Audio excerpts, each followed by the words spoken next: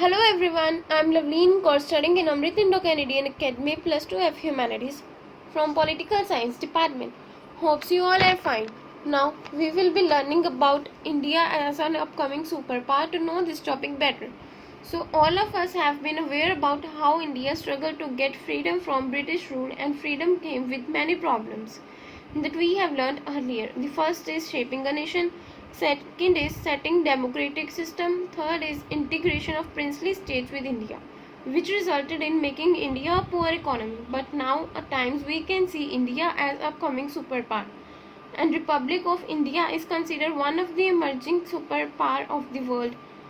This potential is attributed to several indicators. The primary ones bring us demographic trends and a rapidly expanding economy. In 2015, India became the world's fastest growing economy with 7.5 estimated GDP rate. The country have overcome many economic, social, political problems before it can be considered as superpower. Now we will be studying about challenges that India face as upcoming superpower. First is New Delhi's current ability to expand its national power is handicapped by an overly regulated economy, inadequate state capacity, etc. Whether India becomes a great power depends on its ability to achieve multidimensional success in terms of improving its economic performance and wider regional integration.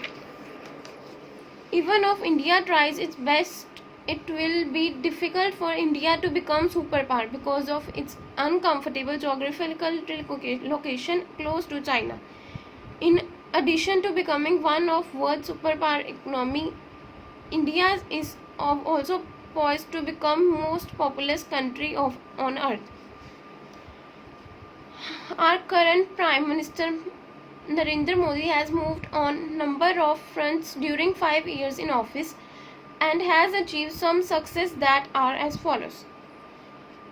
A true national economy. Modi has been working on international relationships with different countries, and it resulted in import and export between France, USA, etc. India currently does not have a common market. Second is tax reform.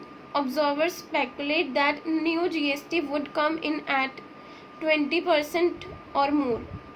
That is too high, especially for a country that has so many people to climb up out of poverty.